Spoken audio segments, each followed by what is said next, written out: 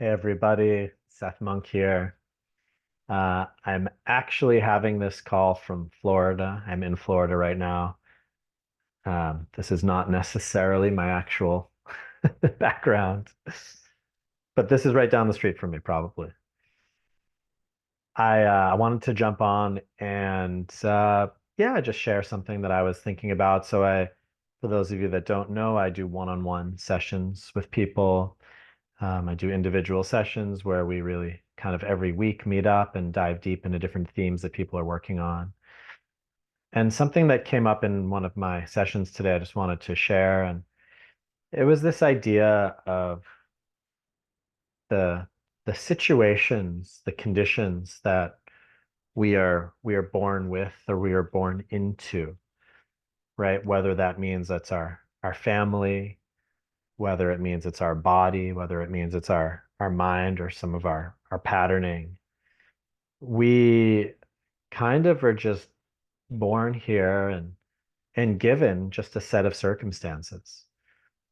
We are all given different circumstances, some seemingly more favorable than others. And the thing that I've noticed is that there seems to be a great deal of comparing and a great deal of judging around circumstances that are actually out of our control. That there is an aspect of things that, we can work towards shifting and work towards guiding. And then there is also an aspect of things that, some people are born into certain situations. They are born into certain family structures. They are born with certain genetic predispositions. That there are things that, ideally, if you go into like the extreme, like one side of things, almost like a Tony Robbins approach, where it's kind of like everything we can shift and change. It's just about work and trying and pushing and effort and energy, and then there's also this other side, which goes more into that softness and the acceptance, right? But to really understand that there are conditions that each of us was born here with a different set of conditions, with a different set of circumstances. And we often judge ourselves for where we're at or judge other people for where they're at versus actually looking at their arc of their actual life arc of their growth arc. That you might look at somebody who is, um, like more overweight than you, right? Or in a worse off financial situation than you, or is worse at communicating than you in different ways. But if you look at where they came from, maybe you'd say, oh my God, this person's actually made huge leaps and jumps. And simultaneously, and maybe even more importantly in some ways, we might look at somebody who's, attractive and fit and financially well off and think like, wow, this person, they've really got it figured out. And I aspire to be like this person. Why aren't I more like that person? But also that person may have just been born into wealth. That person may have been born into a certain genetic line, programmed with certain habits and behaviors that support them to live a certain lifestyle. That there is this real thing, which is our conditioning. One of my mentors once said to me, some people are born on third and they think they've hit a triple. Some people are born into a certain situation that's very favorable and then they act like they've earned it or they've deserved it or they did something for it. And conversely, there are people that are born into very unfavorable circumstances and they feel like it's their fault and they take it really hard on themselves and they are very hard on themselves for where they are compared to where they want to be or where their peers are. And they don't really take into account how far they have come on their own personal journey. It's really impossible to compare.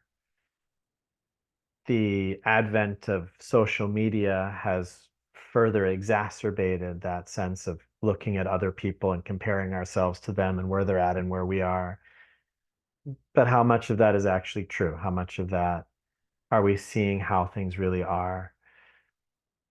I remember a story from the Buddha, and he was walking with one of his attendants, and they came upon a monk that was sitting in meditation, upright and erect, and totally peaceful. And the attendant was like, wow, like, this monk really is in it. He's going for it. And then they kept going, and eventually they came to this monk, and this monk was kind of nodding off and falling asleep. And the attendant was like, oh, like, this guy can't even stay awake. And then they kind of keep walking, and at some point the Buddha turns to him and he's like, that first monk you saw that was sitting all straight and proper and erect, he's actually going to disrobe in the next couple days.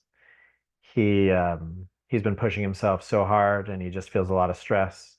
He's been so focused on how he appears and his performance that he's been making himself miserable, and he's actually going to disrobe. That other monk you saw that's nodding off, he's actually at the tail end of a lot of really deep practices. He's about to reach enlightenment. That just through our appearances, how things seem, where we seem to be, we like to judge and make stories and narratives and make things solid. But the truth is, we're all on our very personal and individual journeys. Sometimes we do need to go deep into the suffering to generate the the willpower, to generate the personal power, to generate the decision to shift out of that.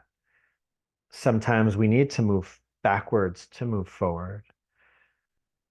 And conversely, sometimes moving forward is actually more like a step back. And another way of looking at it is there's no such thing as forward and back. We're all just on these journeys of growth and learning and evolution. But circling back to the original point, it's just making sure and making a note of our judgments, and to not judge ourselves, to not judge others, to really come more from that place of understanding and compassion. Even things that for us seem really easy and clear, maybe for somebody else are really difficult. Maybe they just never learned that. Maybe they're coming at it differently. And maybe the people we judge, they could look at us and they could probably level some judgments at us that would also be pretty accurate, because we all simply have blind spots. The bird could fly down and say to the turtle, hey, you're going too slow and you're always just on the ground and there's such a big world to explore. And, why are you just curled up in that shell? And that turtle might look up at the bird and said, you're moving so fast. You're not really taking the time to be with anything and appreciate things, and can't see how things are changing around you because you're always just flying from thing to thing. Is the birdle right? Or is the birdle? Is the bird right? Is the turtle right? They're both right. And you know, they're also just both in their own conditioning. They're both in their own perspectives. They both see the world in their own way, and they both have their own nature, and they both serve a purpose, and they're both exactly where they're supposed to be. Even when they look at the other one, they could see all of the faults that the other one has. It gets really bad if that turtle did start to blame themselves and did start to feel, yeah, why don't I fly? Or that bird was moving around. It's like, yeah, why can't I just sit on the ground and feel safe? It's because it can. A bird doesn't have a shell. It doesn't have that protection. It can. It needs to keep moving to stay safe, to find sustenance. And the turtle can't fly. It doesn't have wings. So really starting to investigate for ourselves, where are those judgments we have? Where are we comparing ourselves to others? Where are we putting ourselves above or underneath other people and their journeys? And also just really seeing for ourselves, are we fair? Are we being kind to ourselves? If we turn back and actually look at this path that we've been, you know, forging through our lives, can we see how far we've come? Can we see all the things that we've been through? Can we not take our present moment, stay as some absolute judgment thing, and really look back and be like, wow, I've come so far, I've done so much, and I'm moving in a good direction, and that's all that I can do. All that I can do is keep moving in a good direction and let this thing play out. Let this thing open up. Let this momentum build. Let the world slowly reorganize around my directions and my efforts. This is an invitation for a little more acceptance, a little more kindness, a little more gentleness. Even this is not an absolute, even this is not a rule. Sometimes in our life, we do need the opposite. We do need to be pushed more. We do need to strive more. We do need to take more action and be more focused and more goal oriented. One teacher that I follow, the writings of or talks that he gave that were written down, Achan Cha, he had a student that said, sometimes you tell us to practice like this, and sometimes you tell us to practice like that, but there's contradictions in your teachings. Maybe you're not even enlightened after all.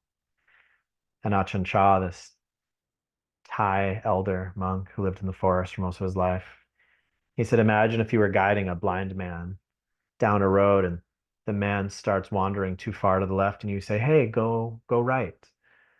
And he starts going too far to the right and you say, hey, go left. And the blind man turns over and he says, so which is it, right or left? It's both. It's just depending on where you are. So this message specifically is for people that are too far to one side, that are too far into the comparing, too far into the judging, too far into the criticizing, too far into the striving, too far into comparing, and not enough in the understanding, not enough in the being with the conditions of being with the understandings of where people are coming from, and knowing that people are doing their best, even if it doesn't look like it. Everyone's trying to be happy with the pieces they have, with the available energy that they've got. So let's just take a deep breath together.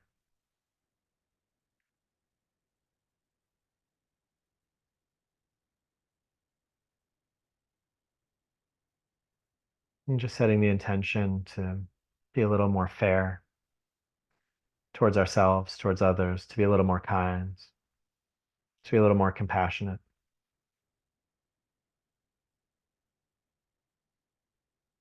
and to understand